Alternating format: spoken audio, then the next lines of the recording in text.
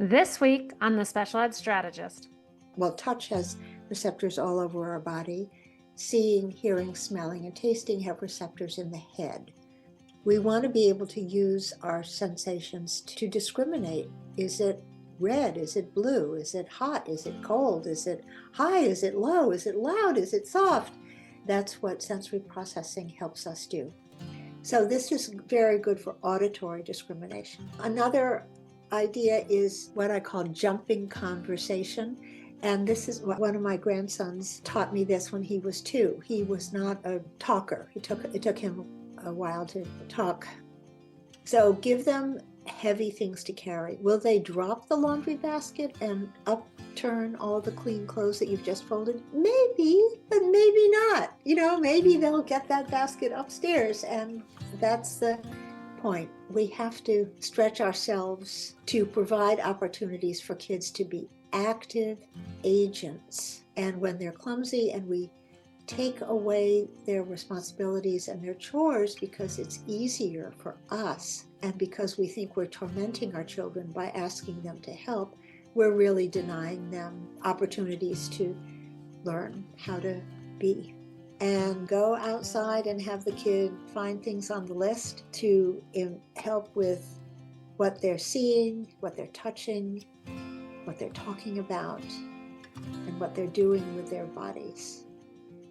Hello and welcome to the Special Ed Strategist podcast. I am your host, Wendy Taylor, and I'm excited we are having a part 2. So if you have not listened to part 1 of Carol Kranowitz, I want you to go and do that. Part 1 is talking about understanding sensory processing differences, talks about the 8 sensory systems and their input, how sensory challenges show up differently in every kiddo, and the importance of play and fun and sensory development. And as we were ending that episode, Carol and I realized we did not give enough information of play and fun and what that looks like and how do we bring fun back with our sensory kiddos. And that's what we're here diving into today for our part 2. If you are listening on the podcast, you're going to get a terrific audio version of this, but I'm also going to link a YouTube video so that you can take a peek at Carol's slides and have a little bit of visual to go with your audio. So Carol, thank you so much for joining us again. And I'm excited just to sit and listen to all of your knowledge about out-of-sync kiddos and some fun activities for them. Oh, great. It's so much fun to work with you, Wendy, and to be addressing people who are out there listening or maybe watching. We'll have a little review of what sensory processing differences are all about, and then spend more time with some practical ideas. So this is about fun activities with out-of-sync kids. I'll say right at the start that these are activities that are for all kids. Don't think that they're special for children. They're special for children with special needs. These activities are things that you and I probably did when we were children ourselves, and maybe our grandmothers did them too. My new book, Good Times with Out-of-Sync Grandkids, is coming out in March 2025. And yes, I'm excited about it. And it's charmingly illustrated. So I hope that you might pick it up someday and take a glance. Just to review about the senses, there are 8 senses, and we all know about seeing, hearing, smelling, tasting, and touching. These are senses that have receptors all over touch has receptors all over our body. Seeing, hearing, smelling, and tasting have receptors in the head. So the head is a very, very important place. And the information comes into receptors through our ears and our nostrils and our skin. The sensations go to our central nervous system, and the central nervous system says, oh, I've seen this before. What do I do about this ball that's flying through the air toward my head? Do I duck? Do I pick up my baseball bat? How do I respond? So constantly we're getting sensations through our receptors, and we're managing them so that we can survive. Now, there are other senses that are less well known. One is the vestibular sense. The receptors are in the inner ear, and the vestibular sense tells us where our head is in relation to the surface of the earth. Gravity is the stimulus, and gravity tells us if we're lying down, getting out of bed, standing up, going up and down stairs, falling. It's a very essential sense. It's actually considered the master sense, because when we feel like we know where we are as we're moving around, we have some sense of stability and confidence. If we don't feel comfortable in our vestibular sense, we're just going to want to sit or lie down, because moving around makes us dizzy and very uncomfortable. Interoception is the sense of our internal organs, and we have some awareness of it. For instance, we know when we're hungry or need to poop, but we don't know what our gallbladder is doing or our spleen. It just needs to be humming along. Proprioception is the sense of our muscles and joints. So every time we flex or extend our arms and legs, we're activating our proprioceptive sense and getting good, important feedback into our body, which is why we stretch and wiggle, because we need to move around to keep everything else humming. You can learn a lot more about the senses in The Out-of-Sync Child, now in its 3rd edition. And there are other wonderful books about sensory processing too. Okay, sensory processing differences. Sometimes they're called sensory processing differences when the brain takes in messages from our body and our environment and gets confused about them. And then we don't know whether or how to respond to that ball flying through the air coming at our head. We don't duck, for instance. Difference could make life really difficult for a child or an adult with sensory processing challenges. If the sensory information coming in is so confusing that the person just doesn't want to leave the house, then the condition is called sensory processing disorder. But for many, many kids, it's differences, not disorder.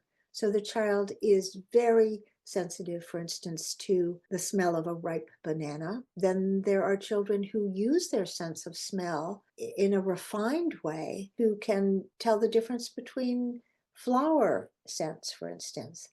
So while there are some undesirable aspects to having sensory processing differences, there are some very positive things too about it.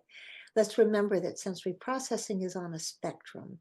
There are things that we would like to help a child feel more comfortable with, and there are things where the child is really excelling with special sensory skills, like being able to look at Where's Waldo as an example. A child who has a visual sensory processing difference may be able to spot Waldo right away, and it's amazing.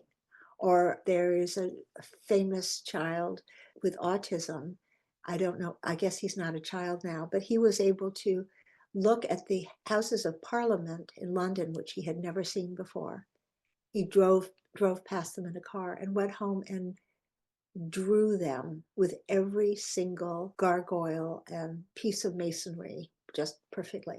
So just to say, we have differences that are not desirable and differences that are very desirable. Okay, behavior means something. So when we see a little child pinching her nose, she's saying, ooh, there's something that makes me think it's stinky. I don't want to be near it. When we see a child covered in shaving cream or finger paint and up to her elbows in it, we would be able to see from that behavior that that child really, really loves messy play. And especially in the young little kids who don't have the words to tell us what they don't like or what they do like, we need to look carefully and look at their behavior, and that behavior will tell us something, and we can help them. So wearing sensory spectacles, and for those of you who can see this on YouTube, these are my party store sensory spectacles. Those are fabulous. Put, Those are put, fabulous. put on your imaginary sensory spectacles and ask yourself a few questions if your child's behavior is somewhat bewildering. First of all, ask yourself, what sensations does the child avoid? This could be unexpected touch or unexpected movement that makes the child tremble or jerk away. T-shirt tags, lumps in socks, scratchy lace, clothing. Clothing can be very, very uncomfortable for children. That's why you might have a child who wants to wear the very well-worn, well-washed velour sweatpant outfit and sweatshirt because it's the only thing that is tolerable against his sensitive skin. In the mouth, lumpy mashed potatoes could be difficult. In the ears, the sound of sirens or alarms or doors slamming. In the eyes, buzzing lights like flickering fluorescent lights that are so common at schools. These things can be bothering sensitive children who are over-responsive, and the rest of the kids don't notice so much, but watch the behavior of the children who are uncomfortable, and it might help you figure out, oh, it's a visual problem with that child. It's an auditory problem with that child. Second question, what sensations does the child actively seek? Look at the child's behavior. Is this child always twirling or swinging? Does the child go for tire swings that go in circles? Rotary movement is very, very intense, much more intense to bring in vestibular sensations. Rotary movement is more stimulating than linear movement. Linear movement is gently going forward and back in a regular swing, or swinging in a hammock or a cradle. Those activities are more calming, whereas rotary movement is stimulating. Watching a child with that kind of behavior might give you an indication about where his vestibular sense is. Does he need much more vestibular sense than a lot of kids do? Does he need less? Watch if the child is always jumping and fidgeting, chewing on his cuffs and his collars and his pencils. If the child is doing those things, imagine being the child and hearing from the grown-up, let's find a way for you to do some more jumping and wiggling around, and let's find things for you to chew on so that you can get what you need. Wouldn't that be nice? Instead of hearing, stop jumping, stop fidgeting, stop chewing.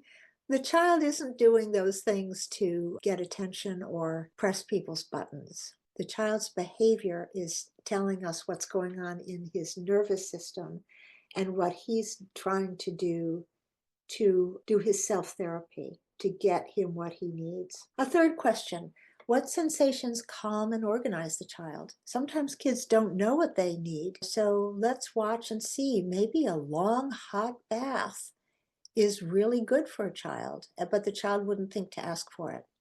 Maybe jogging around the block together, or getting lots of hugs, or finding a place to crawl in, to squeeze into, like into a sleeping bag.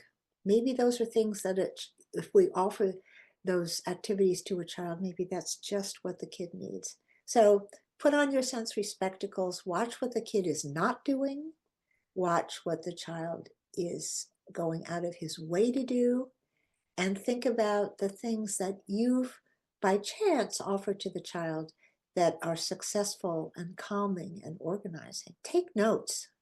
It's really smart to take notes and then go back and review what you have learned. Okay, we have three basic functions of sensory processing and integration. One basic function is sensory modulation. We take in sensations, they go to our central nervous system, which modulates them. That means considers them and helps us decide how important these sensations are for our self-protection and our survival. Most of us can tolerate the sound of an ambulance on the street. We understand what it is and we get out of its way and life goes on. But if the sound of an ambulance is causing distress in a person with over responsivity, then that's our indication that that person needs perhaps some occupational therapy to help calm down that oversensitivity to ordinary sensations in our environment. We need sensory processing for sensory discrimination. We need to be able to get past the sensations that alert us. We don't want to be on alert all the time, which we would be if modulation was not going well. We want to be able to use our sensations to discriminate. Is it red? Is it blue? Is it hot? Is it cold? Is it high? Is it low? Is it loud? Is it soft? That's what sensory processing helps us do. And we need our sensory processing skills for praxis. Praxis is a Greek word. It means action or doing. We need to be able to manage sensations coming into our body from the environment and from our body itself, so that we can put all the sensations together and stand up straight and move and eat and do our homework and put on our pajamas. And everything we do depends on good sensory processing so that we can be praxic. If our senses get in our way, we would be dyspraxic. And Wendy, I think I used this example before, but I'll just say it one more time because I love the example of being dyspraxic when we're putting on a seat belt in a new car and we fumble with the seatbelt. We don't know where to find it. We have to go looking for it. We don't know how hard to yank on it. Often we yank too hard or not hard enough, and so we have to readjust. We need to use both hands in the process. We need to find the place where the buckle goes. We need to listen to make sure that it's clicked in. All of that uses our tactile, visual, proprioceptive, vestibular, auditory. It doesn't take in, we don't use smell, taste, or interoception to put on a seatbelt, but we use 5 other senses and we need them. Yeah. That's just an example of everything we do uses lots and lots of sensory systems, and they really should work together. And that's only one example. And you think about just daily life of how many things that your body is trying to filter and process and respond to. Right. The more important an activity is for our survival, the more senses we use. So when we eat, we are using all 8 sensations. Another very important human activity is lovemaking. We use all of our sensory systems for that too. Watching television uses 2 sensations, our visual and our auditory sense. We can survive without television, but we can't survive without eating. So just think about what, when you watch what your kids are doing, kind of count up how many sensory systems are involved, and you'll be impressed by how many things 21st century kids do that use very, very few sensations. Yeah, when you said to survive, I think if you asked a teen about social media, they would feel that they could not survive without Yeah, it. yeah. However, not using the device. However, yeah, yeah, on a desert island, social media is not going to help them eat. Okay, I'm going to move very quickly now. Sensory modulation challenges, children could be over responsive, and if they're over responsive, if they're uncomfortable with too much sensory stimulation around them, here's an activity that will help the kids I call the avoiders. I'm thinking about messy play because a lot of children who are over responsive through their tactile system will step back from the art table and the science table, and they won't want to get involved with the gardening projects. They want to just stay clean. I don't think we can allow children to stay clean. I want to bring them to the table, but I want to make it a little easier for them. So one activity, and this is in the new book, Good Times with Out-of-Sync Grandkids. One activity is to put tempera paint into Ziploc plastic bags. So you start with a blob of, let's say, yellow, and you can buy tempera paint at art stores or children's toy stores, and you can also find recipes for it. It's easy to make. So put a blob of paint into a Ziploc bag and zip it up, and the child won't be touching the messy finger paint, but he will still have the visual involvement and will be able to poke at the mound of paint in the bag, and will use the edge of his hand to spread it across the inside of the bag, and he can use his index finger to write his initials or make squiggly, funny lines. It's very entertaining and satisfying, and he's not getting messy, but he's got the art project going. Then what you do, you unzip and put in a blob of red and zip it up again, and then see what happens. And for very young children, this is so thrilling because they see orange happening. It's like a miracle to them. And then in another bag, put in red and then a blob of blue. And by golly, you're going to get purple. Just one little activity, so simple, and it brings the child to the table. Another idea for children who are avoiders is give them a place to go and get away from it all. Instead of, this is what I call a time in.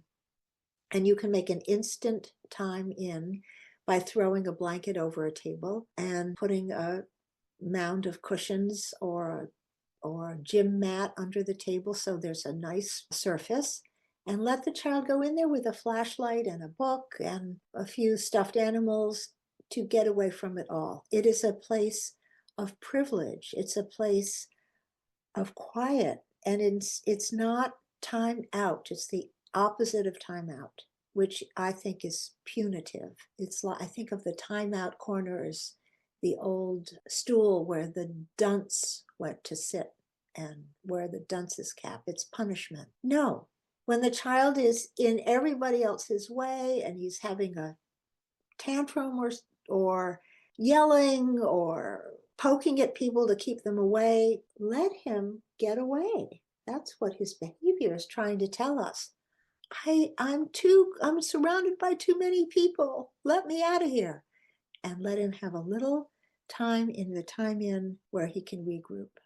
What a gift. We're not Then there are teaching them. Oh, yes, sorry to interrupt, but also just teaching the child of these are the feelings and this is how, and here are some ways that you can bring that down and yes, connect in different yes, and what a yes. gift that is of this is how you're feeling and this is how we can help kind of support those feelings. Oh, yes, thank you so much. That's right. Anger, frustration, negative feelings are natural. And a lot of children with SPD will get enraged more easily than other children because they're frustrated. They can't express what's going on. They can't, I mean, a 15-year-old can't say, I'm having a problem with my vestibular system if he doesn't know what a vestibular system is.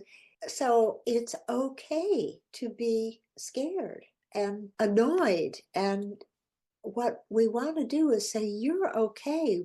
I don't know exactly what's going on in your sensory system right now, but I can see you're having a problem and I want to make it okay.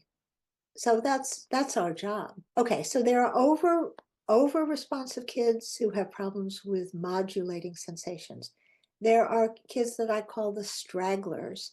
These are the ones who just don't get it. They're under responsive to sensory information. And what they need and what they're not inclined to go look for themselves is more intense sensory input. So for the stragglers, when I was a preschool teacher, I had crash pads available where the kids could run and jump into a crash pad. And you can make one with, you get a duvet cover, a king-sized duvet cover, or you can just get two flat king-sized sheets and sew the edges around 3.5 edges, leave an opening, and stuff pillows and foam and stuff inside. So you've got a big lumpy crash pad, and then you sew up the final edges. So that's really, really delicious to be able to run and jump and land in a crash pad. For another activity for stragglers, the under responsive kids, is swinging. You might need to draw them over to the swing. You might need to help them get on the swing. But this is a very good activity, either rotary swinging or linear back and forth swinging. I will say that a lot of under-responsive kids love swinging, and it stimulates their vestibular system and gets them in gear. Just be careful not to leave them on the tire swing too long, because they may not know that it's time to get off. So you need to monitor that, but it is a wonderful way to get kids going. There's a sensory craver who is another type of modulation problem. This is the child who always wants more, more, more. This is like an addict for sensory input. Could be that the child likes to eat, not because he's hungry, but because he likes the proprioceptive and tactile input in his mouth. So he doesn't just take 3 pieces of popcorn, he takes a handful and he shoves it all in his mouth. He doesn't just dip his fingertips into the finger paint, he dips his whole body into it. He turns up the volume on the television. He's bumping and crashing into people all the time, not to annoy them, not to knock them down, but because he really likes that input into his muscles and joints. This is the kind of kid that would benefit from a punching bag like boxers use to practice. And you can give the child boxing gloves or not, just have him pound on the thing. What did I? The bag, the bonnet, the bag. The boxing bag. Yeah. So can I Another ask real quick? So have you seen students and kiddos that may be a sensory craver in one environment, but then maybe an avoider in a different environment? Yes, thank you for that. Yes, some children are generalists. They will avoid all kinds of sensation. I think I can say more commonly they're specialists.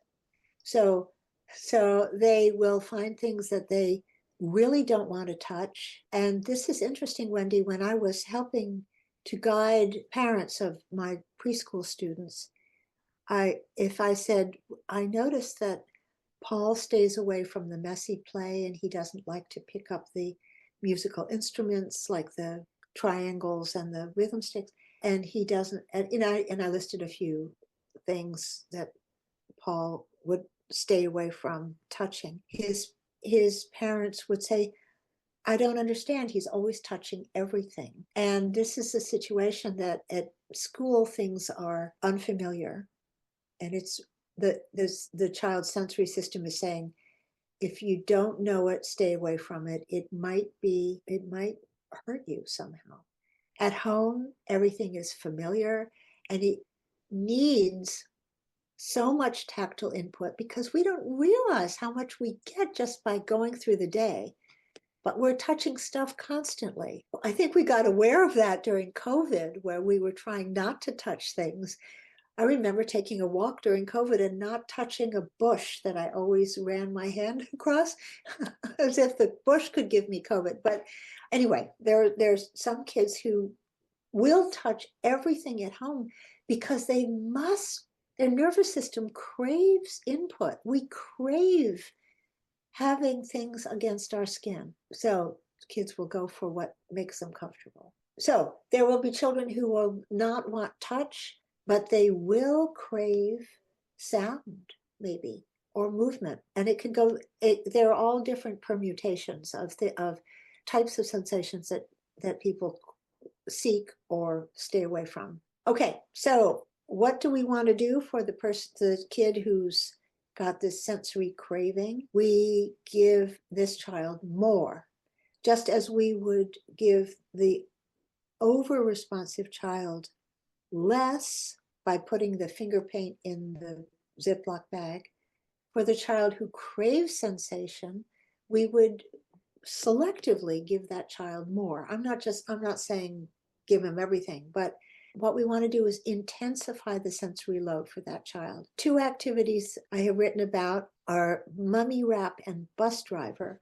Mummy wrap is where you take stretchy TheraBands, really the stiff kind, and you wrap it around a kid, and you wrap around the kid from the ankles up. This is, of course, with the child's permission.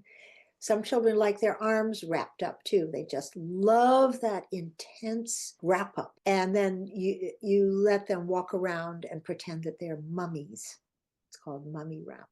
Another idea is bus driver. This one, you can use a big circle of stretchy band around the child's waist, and two kids get into the circle and they run around the yard, and one of them is the driver in the front and one is the passenger. And then they'll take turns because everyone actually likes being the passenger. The passenger has more control than the driver. Kids will figure that out pretty quickly. But that resistive activity with something that they can pull against is wonderful for the nervous system. One thing I like to do is go to a bike shop and ask to go through their trash. And I'm holding up a bicycle inner tube here. Bike shops are happy for people like me to come in because otherwise old inner tubes would go to landfill. I bring them home, cut out the valve, and that's all. And then I wash them and they're ready to go. And they're stiff, resilient, resistive, and two kids can have a lot of fun. Another thing you can do is half hitch two bicycle inner tubes together so it's a big figure 8, and then have a bunch of kids reeling around the yard inside the figure 8. It's really fun. They fall down, they stand up. They're learning how to use their bodies and listen to the laughter. It's so fun. That's terrific and easy. Easy and cheap. It's free, Yeah. actually. So for the cravers, provide heavy work activities. That's a term occupational therapists use. Heavy work activities. Have them push, pull, lift, and carry. Will they drop the grocery bag with the potatoes in the bag? Maybe. But you were going to make mashed potatoes anyway. Are these clumsy kids? Maybe. And we tend to say, I can do it faster, neater. I don't have time to let them do stuff. But you do have time, because investing time now into helping kids get to know their bodies and what they can do is a great investment. So give them heavy things to carry. Will they drop the laundry basket and upturn all the clean clothes that you've just folded? Maybe, but maybe not. Maybe they'll get that basket upstairs, and that's the point. We have to stretch ourselves to provide opportunities for kids to be active agents. And when they're clumsy and we take away their responsibilities and their chores because it's easier for us and because we think we're tormenting our children by asking them to help, we're really denying them opportunities to learn how to be. I love that. Active agents. Active agents, right. Okay, so I was just talking a lot about modulation problems. There are discrimination challenges. That's where the child may not have modulation problems. He may understand what sensations mean. He may not be uncomfortable with them. He may not crave them, especially. But when he gets this sensory information, he doesn't know what to do with it. And he might say to himself, how can I judge what this is? What does this mean? So I call this kid the sensory jumbler, who's having difficulty differentiating among and between stimuli. So he might pick up a hammer and not know what to do with it, where all the kids around him are at the carpenter's table pounding nails with a hammer, and he doesn't discriminate what to do with it. Discrimination problems often are visual and auditory. So if you have a child who looks at a Where's Waldo picture and can't find Waldo, or can't find his scooter among a pile of scooters, or what's another example? Oh, well, we use our eyes when we're looking at a bowl of strawberries. We use our eyes to see the strawberry that is soft and mushy. So a child might not notice that. It's not going to kill him to eat a soft and mushy strawberry, but other things might get in his way if he's not able to visually discriminate. A traffic light is a good example. He needs to be able to read what color the traffic light is so he'll know when to cross. So here's an example called object categories, an example of an activity. You'd pull together all kinds of things, just things, pencils, coffee cups, eyeglasses in a case, chewing gum, mittens, anything you can find. Make a mound of maybe start with a dozen or 15 items, and then say to your child, put these items into categories of things that go together.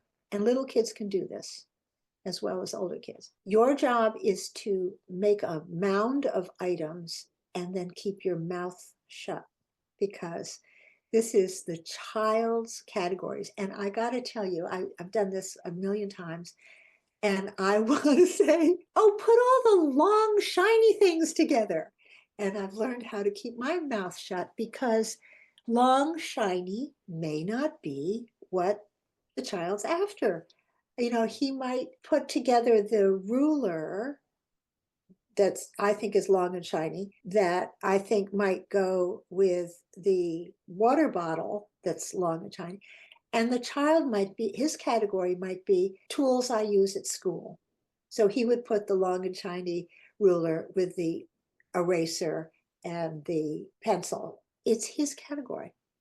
So he gets done categorizing, and there will be things that are left over, and that's fine. They go into the leftover pile. He's got a bunch of red things. He's got a bunch of long and shiny things. He's got a bunch of things that he likes to chew on, whatever. And then another kid gets a chance, and her categories are going to be completely different. This is really fun. I've done it with grown-ups too, and you can spend a lot of time doing it.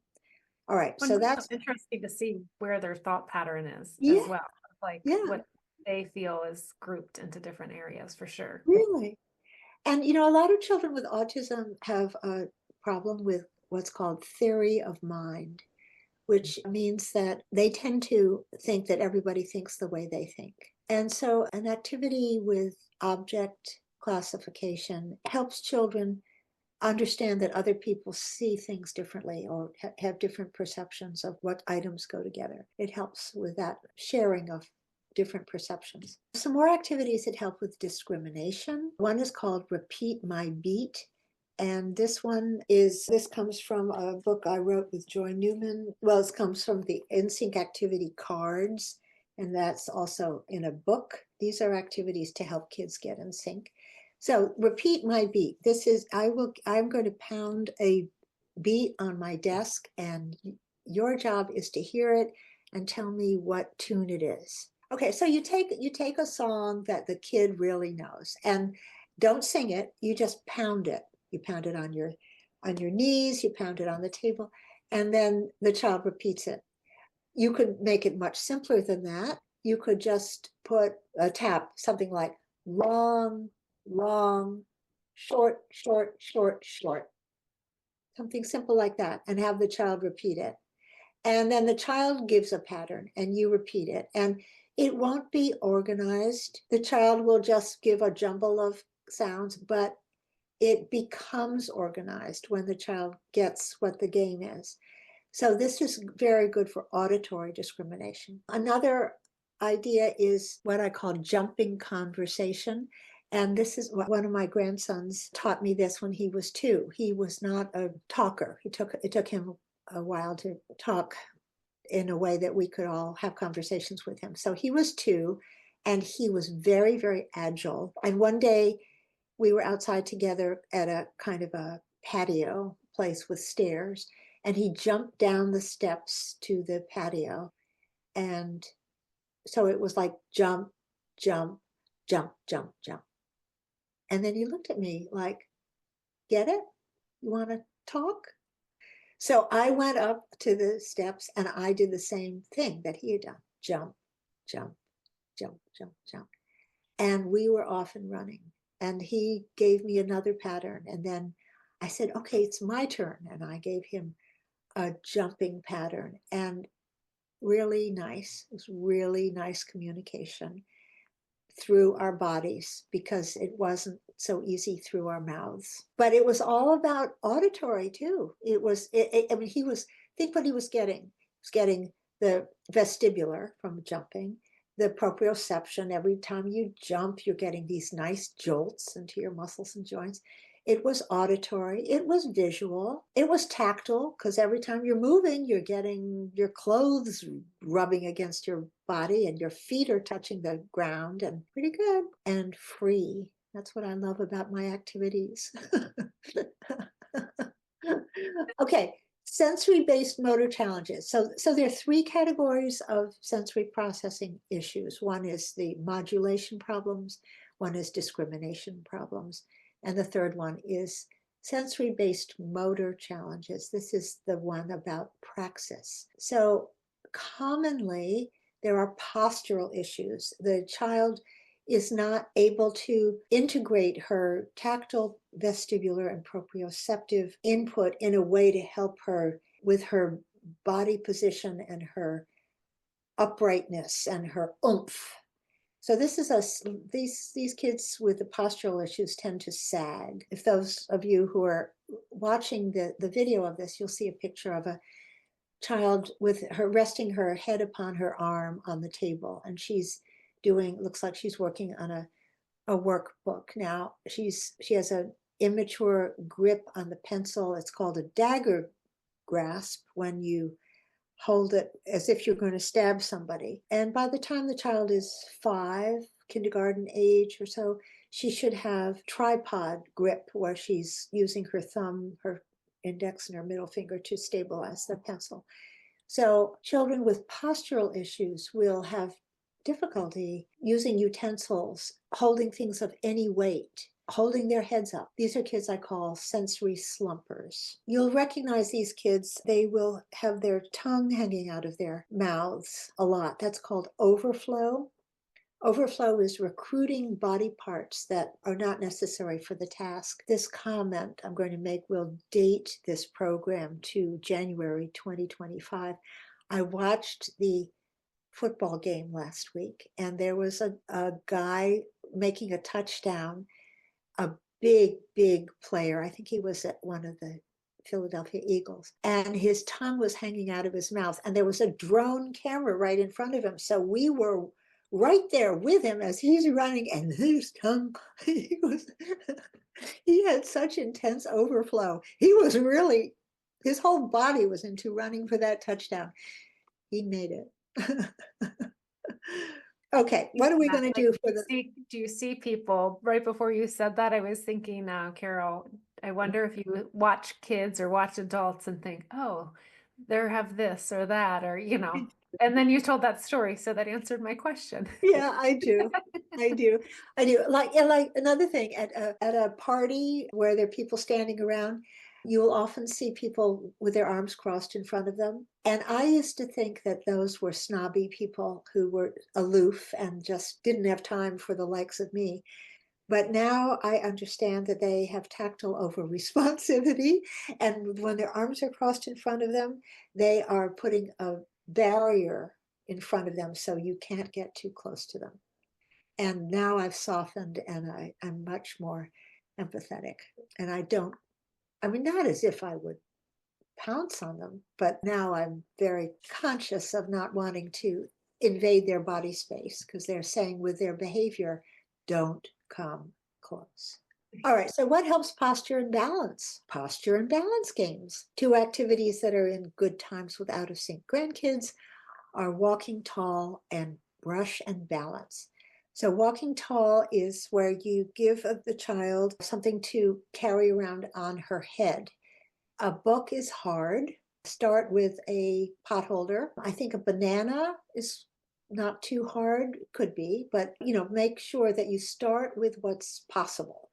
And the job is to hold it on her head and walk around as long as possible. And you can have a little competition, see who can walk around longer, or don't. If competition is not called for, don't compete. Just everybody walk around. And you'll find when you're holding something on your head, like a bean bag or a pot holder, I always think it's like the spine gets zipped up. You just see children change their carriage. They are taller, thinking about what's on the top of their head. Another activity is something to practice while you're brushing teeth. This is called brush and balance. I use an electric toothbrush, which is easier for this than a manual one because you just hold the brush and the brush does the action. And you stand on one foot while you brush upstairs teeth and stand on the other foot when you brush downstairs teeth. And then you can move on to a manual toothbrush too if you want to, but I often find with kids the brushing stops because they're concentrating so much on what their feet are doing. Okay, and you're supposed to brush at least 1 minute on the top and 1 minute on the bottom, maybe even longer. Do you know, Wendy, what the recommendation is for time? I think that's about right. You would think I would know that, but Yeah, it sounds about right. It's long. A minute is long. it's a long time. And so it's a Yeah, long time to be on one foot and balance. right. Giggles, I'm It's a sure. goal. It's a goal. That's a goal. That's right. Another really delightful activity is called Get Snaky, and this is Joy Newman's brilliant idea. What you do is you get laundry rope, and I'm holding up a piece of laundry rope that's about 10 inches here. And you can do this with a group of kids. And you say, okay, this is your snake, and we're going to get to know your snake. Hi, Snakey. And you pretend it's a snake. And then you say to the kids, show me how you balance your snake on your knee, on your head, on your wrist, on your foot. So this is helping with body awareness, posture, following oral directions. That takes a few minutes. Okay, then say, put your snake on the ground in a straight line. And the child bends over and puts it down on the ground. And then you say, show me how you can jump over your snake. Show me how you can jump backward over your snake. Show me how you walk on your snake. Show me how you walk with your snake between your feet. I mean, you can go on and on and on and on.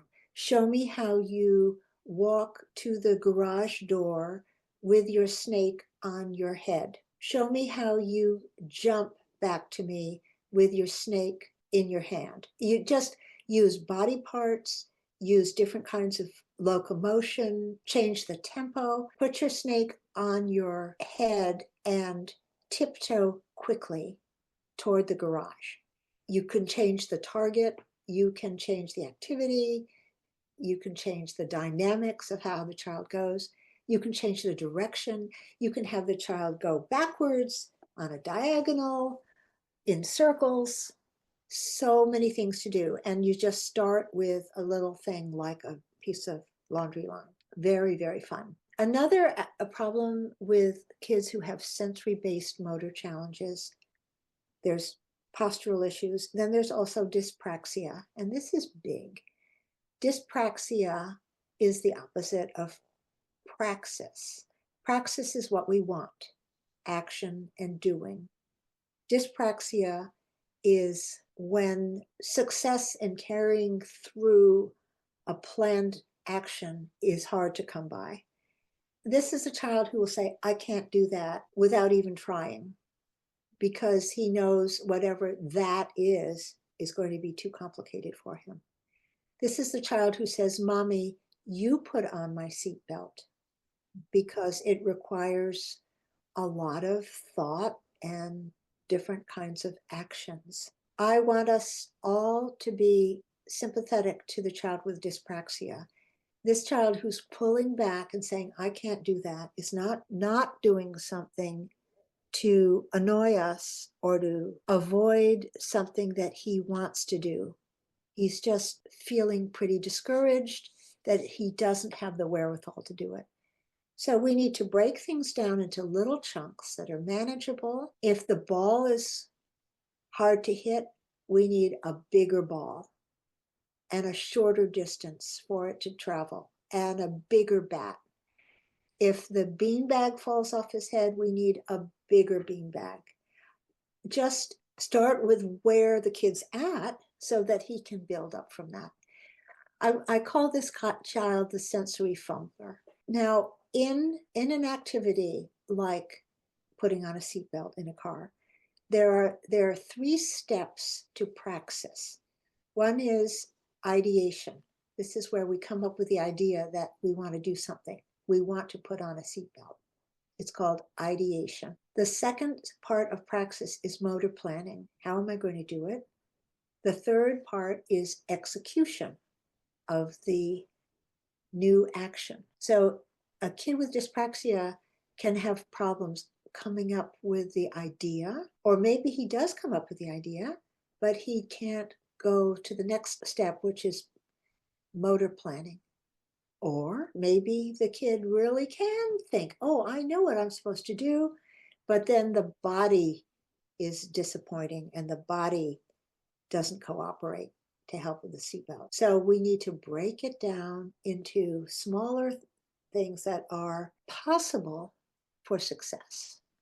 So here's an activity. I call this pitch in. You get bean bags, or what else could you use instead of bean bags? Small stuffed animals, pot holders.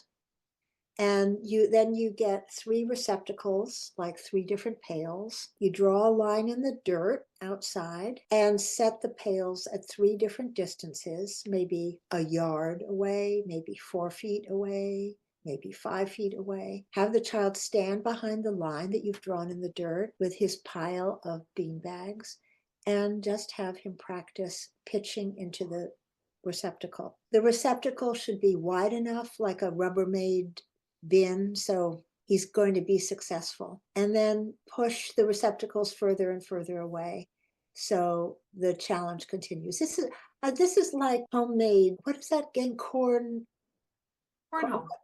Cornrow. Cornhole. Cornhole, right? Cornhole, right. It's like cornhole. Cornhole is fun, but it's hard. It's hard. Those holes are little, and and this is cornhole with bigger holes, and it's free because you've got the stuff lying around your house. And then there's this very sweet feeling of success when the beanbag goes into the receptacle. Make it happen. Okay, that's called pitch in. Here's another activity: stoop, stand, drop. Now this one uses tubes. I'm holding up a wrapping paper tube here. It's huge. It's at least a yard long. You can also use paper towel rolls. So here are 2 round tubes. And what you do is you give the child a tube and a collection of little pebbles, and you show the child how to pick up a pebble and drop it into the tube. So this is what pleased my little grandson. This is the same grandson who taught me how to have a jumping conversation on the patio. This little guy just loved this game. There was a mound of stones, maybe 50 stones, and he would bend down, pick it up, stand up, and drop it through the tube that he was holding steadily. So that took a lot to be able to hold that tube and not tip it over, but this was his game that he made up. He used up all the pebbles, and then he stood next to his tube, slowly lifted the tube off the ground, and all the pebbles fell on the ground in a puddle. That was the game. So fun. I just remember that quiet concentration. He was in the flow with this. At one point, I remembered this too. I picked up a few pebbles to hand to him so he would not have to bend down, because I'm old and I don't like bending down myself. He wasn't old. He took my hand and he tipped it over so my palm was facing down, and I understood I was to let go of the pebbles and let them fall, because the game was bend down, stand up, and drop it through the tube. So satisfying. Okay, what helps all kids? Well, a lot of these things that I've just been talking about would help a lot of kids. Sometimes you do need to do some fine tuning. Lots of times one activity will please children with all kinds of sensory challenges. Okay, here's one for everybody. This is called arm circles. And wherever you are, we should do this now, whether you can see me or not. Just extend your arms to the side and make your arms go in big circles and go in the other direction. And you should just be feeling this through your hands, elbows, shoulders, back. Now, put your arms back behind you and make circles. And if you are stuck in front of a computer a lot during the day, you will feel how good this feels. Make your scapula come as close together in the back as you can. This is so good for your posture. Good. Okay, that's called arm circles. Now put your arms down, and you feel a little tingling through your arms. Your back, you should, yeah. That's great. What's a kid doing when he's at school and he's fidgeting? He's looking for proprioception. That's what this is. This is proprioception. This is wake up those muscles, get them moving together. Now I can concentrate. Never tell a child to stop moving. When you see a kid who's got to move, build in an extra recess, or stand up next to the chair and march next to the chair for 2 minutes. When you see the child moving, he's saying with his behavior, gotta move. And that's what we need to do. All right, here's one more activity for everybody. This is called levitation. Put your hands on the edges of your chair on the sides and push down and move your butt off the seat of your chair. So rise up and come down, and do this a few more times. Hang in the air as long as you can and come down again. Okay, that's another shoulder tingler. And you can add to that, you can stick your legs out in front and hold your legs up as high as you can at the same time that you're getting your buttocks off the chair, and just takes a minute, and now you're able to work a little better. Okay, what helps everybody? Think push, pull, lift, and carry. Give jobs to kids to do. Don't give them the bread to carry in from the grocery store. Give them the potatoes. Make them work. And you know what? It's not making them work. They want this work.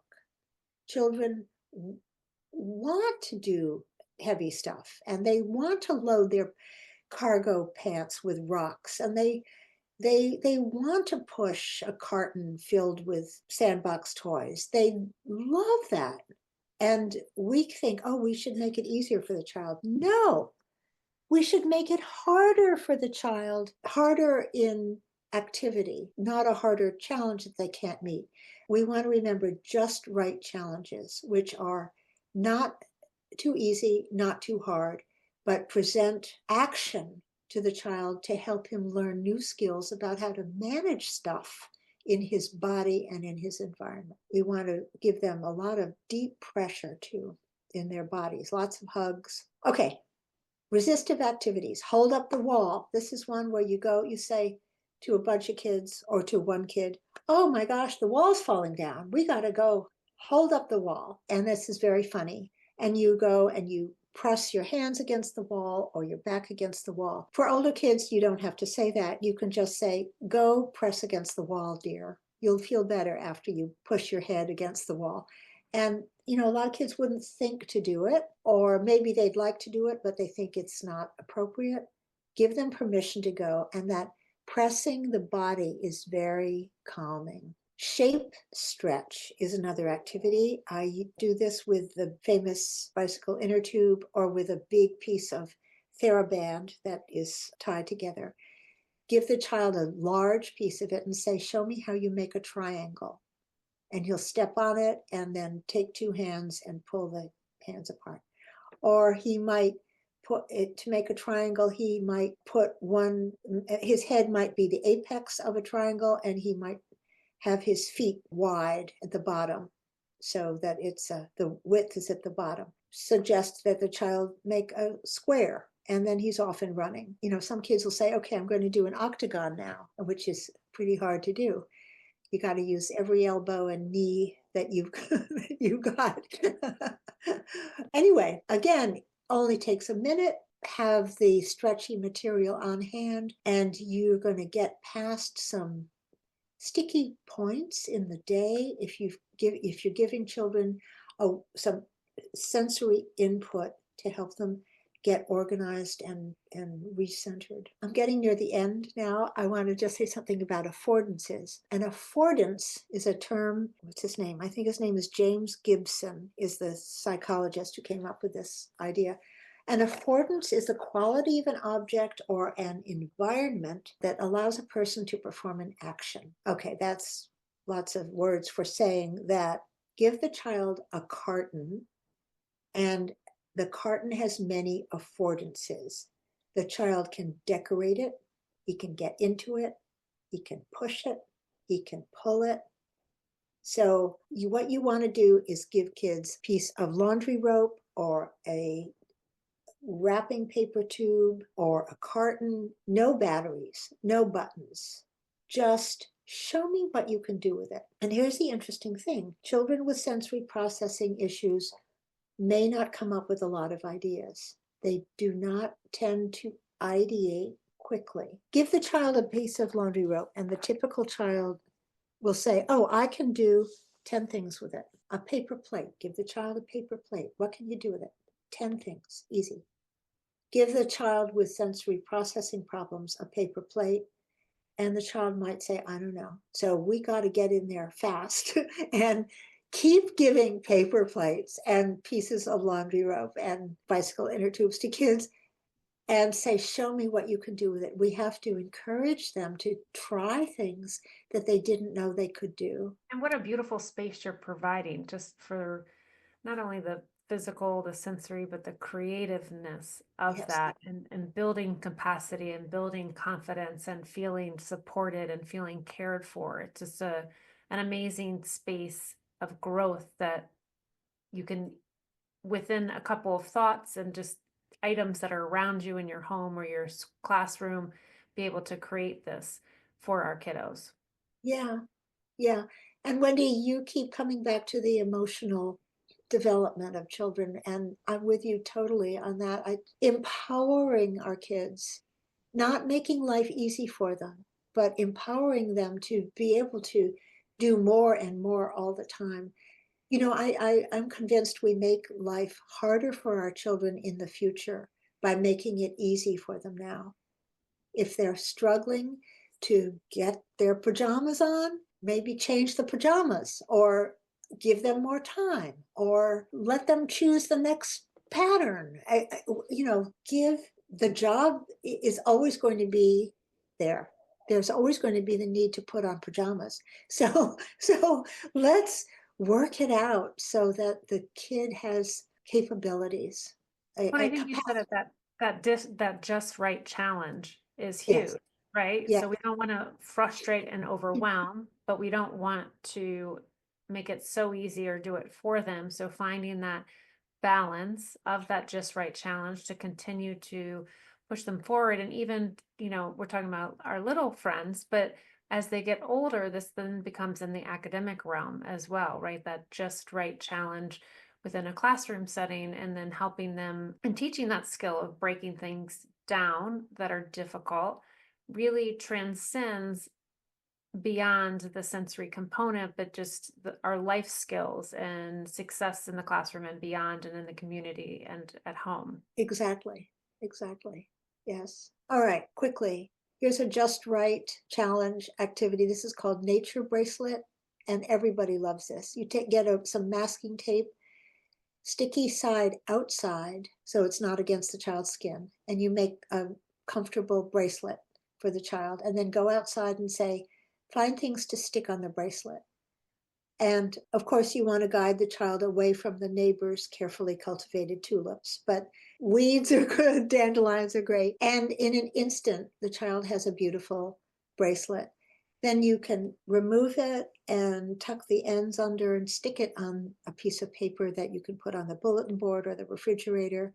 And it's beautiful. It's art. And the child will say, can I do another one? Of course, you've got endless masking tape, right?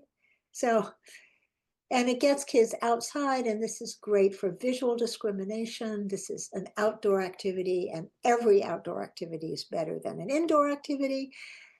Okay, one of those perfect ones. Get kids outside as much as you can. Get them learning how to go on a little hike and jump from tree stumps and pick up leaves and throw sticks and learn about the environment outside. Not computer skills. Little kids do not need computer skills. They need world life skills. Just remember, the more important the activity, the more senses we use and the more we remember. So with supervised permissiveness, get the kids outside, let them explore their environment, let them get dirty. I'm all for dirt. I know I'm coming to the end here, but here's scavenger hunt. Scavenger hunt activity is just make a list of things to go look for, and it can be nature things like dandelions, pine cones, acorns, helicopter seeds that come from, I think, maple trees, or things that are round, bumpy, red, soft, and go outside and have the kid find things on the list to help with what they're seeing, what they're touching, what they're talking about, and what they're doing with their bodies. Fun with sticks is another activity that's spelled out in Good Times with Out-of-Sync Grandkids. Right now on the screen, I have a picture of my books, my Out-of-Sync books, and also of in-sync materials that I've done with Joy Newman. And that does it. I'm I could go and go and go and go. Thank you for all this time and all your patience. And you know what to do. That's the beauty of my activities. You've got it. You did it as kids, and bring it out again.